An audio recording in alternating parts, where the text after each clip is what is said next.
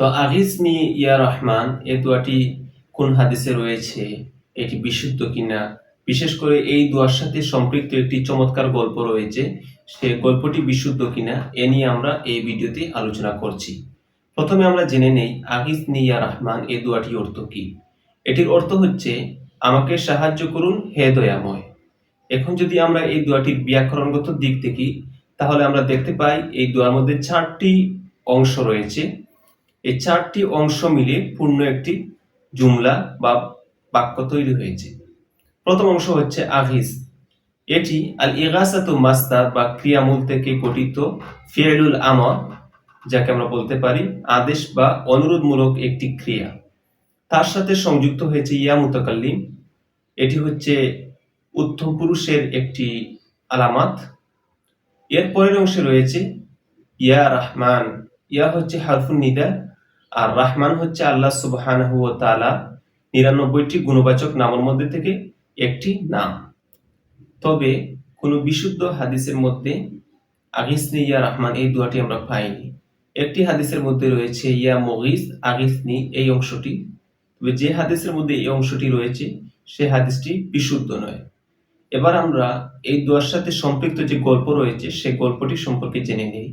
গল্পটি হচ্ছে এরকম যে আবু মুলাইক নামে একজন প্রসিদ্ধ সাহাবী ছিলেন। তিনি ছিলেন বিখ্যাত ব্যবসায়ী। একবার তিনি তার ব্যবসায়িক কাজে কোথাও যাচ্ছিলেন, যাত্রাপথে একদল ডাকাত তাকে পাকড়াও করে নেয়। সে সময় তিনি ডাকাতদের কাছে অনুরোধ করে 4 রাকাত নামাজ আদায় করেন। নামাজের পরে বেশ লম্বা একটি দোয়া করেন। সে দোয়ার মধ্যে তিনি ইয়া মুগিস আগিসনি এই বাক্যটি ব্যবহার করেন। তিনি পরপর 3বার এই দোয়াটি করেন। 3বার এই দোয়াটি করার পর আসমান থেকে একজন ফেরেশতা এসে তাকে সে ডাকাতদের হাত থেকে রক্ষা করেন। তো এই হচ্ছে গল্প। এই গল্পের ভিত্তিতে অনেকে মনে করেন যে যে কোনো ব্যক্তি যখন বিপদের মুখে পতিত হবে, বিপদে পতিত হওয়ার পর সে যদি আগিসনি ইয়া রহমান এই দোয়াটি করে, তাহলে তাৎক্ষণিকভাবে সে সাহায্যপ্রাপ্ত হয়ে যাবে। আল্লাহ সুবহানাহু ওয়া তাআলা তাকে সে বিপদ থেকে তাৎক্ষণিকভাবে রক্ষা করবেন। কিন্তু সঠিক কথা হচ্ছে এরকম বিশ্বাস করা যাবে না। কেননা প্রথম কথা হচ্ছে এই যে দোয়া, এই দোয়াটি হাদিসের মধ্যে নেই। দ্বিতীয় কথা হচ্ছে এই যে গল্পটিও বিশুদ্ধ নয়। আর আল্লাহ সুবহানাহু ওয়া তাআলার নিয়ম এরকম নয় যে কেউ বিপদে পতিত হলেই তাৎক্ষণিকভাবে তিনি সাহায্য করবেন।